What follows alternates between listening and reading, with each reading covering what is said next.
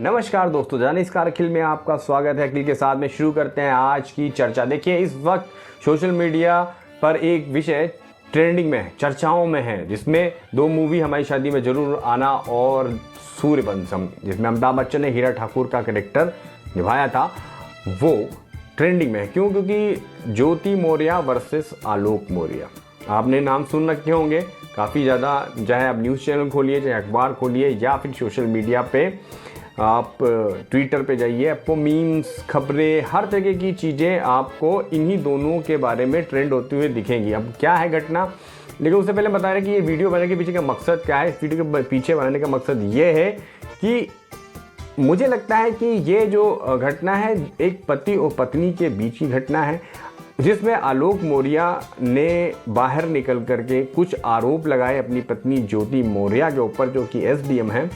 और वहाँ तक तो ठीक है कि उन्होंने जो आरोप लगाए वो पब्लिक अगर हो गए हैं न्यूज़ के माध्यम से, क्योंकि उन्होंने ओपनली आकर के सबके सामने बोला, मीडिया के सामने, तो ओपन होना था। लेकिन उसके बाद में जिस तरीके से लेकर इस मसले को लोग ट्रेंड कर रहे हैं और हंसी मजाक कर रहे हैं, एक तरीके से देखा जाए, और किस तरीके से चाहे हमारे मीडिया हाउसेस हों वो रिपोर्टिंग कर रहे हैं, वो उसके क्या सब्जेक्ट लाइंस लिख रहे हैं, वो थोड़ा सा आपत्तिजनक है।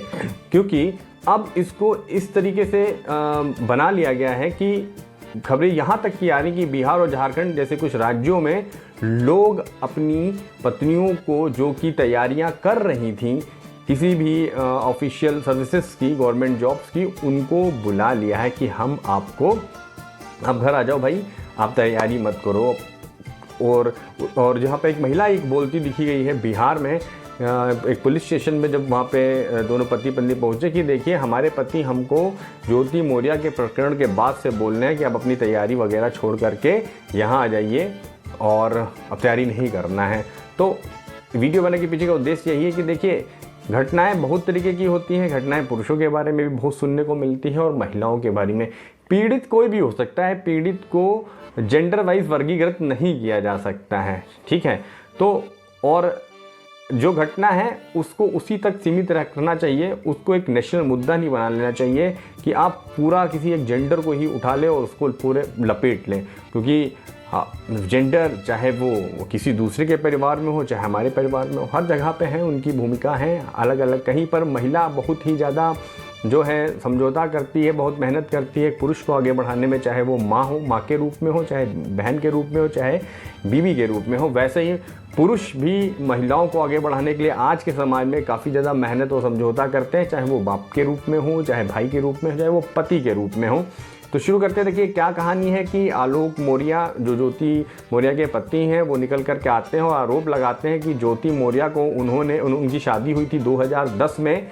क्योंकि वो पढ़ने में काफ़ी अच्छी थी, तो उन्होंने उनको प्रोत्साहित किया, उनके लिए पैसे लिए उधार, उनको पढ़ाया लिखाया।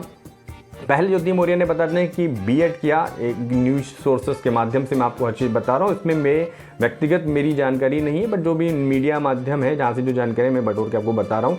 तो पहले उन्होंने बीएड किया, लेकिन बीएड के बाद शायद उनको लगा कि वो और भी उच्च लेवल की जो है गवर्नमेंट जॉब की परीक्षाओं में भाग ले सकती हैं, तो आगे चल करके उन्होंने किया। अब उन्होंने यूपीपीसीएस, बहुत ही टफ एग्जामिनेशन होता है, तो उसकी परीक्षा को पास ही नहीं किया। उसमें उन्होंने 16th रैंक लाई 2015 में। और अगर सिर्फ महिला वर्ग की बात की तो महिलाओं में उनकी रैंक उस वक्त 3 नंबर पे थी। तो आप समझ सकते हैं कि वो काफ़ी मेधावी रही होंगी अपनी पढ़ाई के टाइम पर।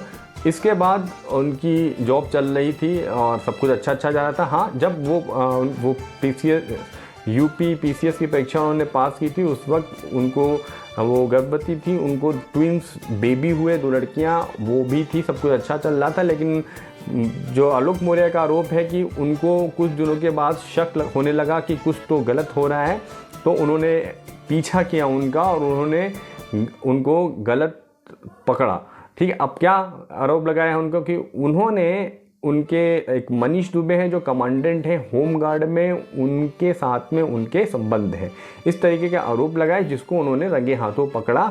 जिस पर उन्होंने होमगार्ड कमांडेंट जो हैं मनीष दुबे और ज्योति मौर्य जो उनकी पत्नी ने है, उन्होंने उनको धमकाया कि उनकी हत्या करने की प्लानिंग भी कर रहे हैं। ऐसे आरोप मीडिया सोर्सों के माध्यम से हमें मालूम चले जो कि आलोक मौर्य ने लगाए हैं। तो ये घटना थी। अब देखिए इस पर काफ़ी ज़्यादा जो है मीडिया कर्मियों की तरह पूछा गया, चाहे जो ज्योति मौर्य हो चाहे मनीष दुबे, उन्होंने कोई भी बयान नहीं दिया है और कोर्ट में केस है। लेकिन अब इसमें एक चीज़ निकल कर के आई कि जब इनकी शादी हुई थी 2010 में, तो आलोक मौर्य जो कि इस समय चतुर्थ श्रेणी के कर्मचारी हैं, बताया जाता है कि वो स्वीपर हैं, उन्होंने जब शादी की थी तो उन्होंने गलत अपने पद की जानकारी दी थी। उन्होंने ग्राम विकास अधिकारी की, पंचायत अधिकारी की शायद ये जानकारी दी थी जो उनकी शादी के कार्ड पे लिखा था। और वहीं पर दूसरे पक्ष ने भी दिखाया कि जब उस शादी के कार्ड पर ज्योति मौर्य को भी अध्यापिका दिखाया गया है, हालांकि उस समय वो अध्यापिका नहीं थी। तो इस वक्त जो सारी संपत्ति है वो आलोक मौर्य के साथ में है और इसको लेकर के काफ़ी ज़्यादा सोशल मीडिया पे मीम्स वायरल कर रहे हैं।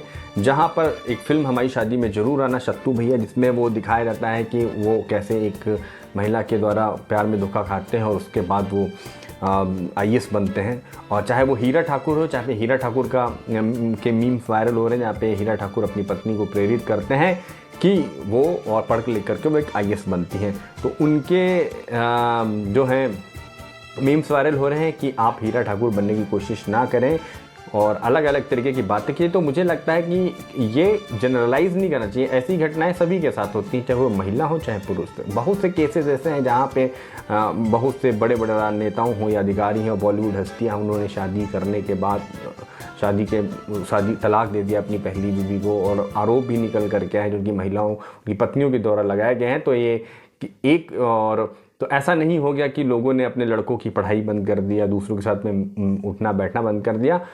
इंसान गलत हो सकता है, अब कोई एक इंसान गलत हो सकता है, 2 इंसान गलत हो सकता है, लेकिन जैसे हाथ में 5 उंगलियां हैं, ये सभी बराबर नहीं है। एक उंगली को ही उदाहरण बना करके आप सभी उंगलियों से एक समान ना तो कार्य कर सकते हैं ना समान मान सकते हैं। तो जो गलत है उस चीज़ को उन्होंने धमकाया कि उन्होंने बताया कि हत्या करने की उन्होंने धमकी दी है, या फिर वो कह रही हैं कि उनका तो सब कुछ ख़त्म हो गया है, उन्होंने पढ़ाया लिखाया, कर्जा लेकर के उनकी बच्चियों से उन्हें नहीं मिलने दिया जा रहा है। तो ये चीज़ें हैं, इस बारे में बिल्कुल बोलना चाहिए। आपकी क्या राय है कमेंट्स बॉक्स में ज़रूर शेयर करिएगा। तब तक के लिए इस कार में धन्यवाद।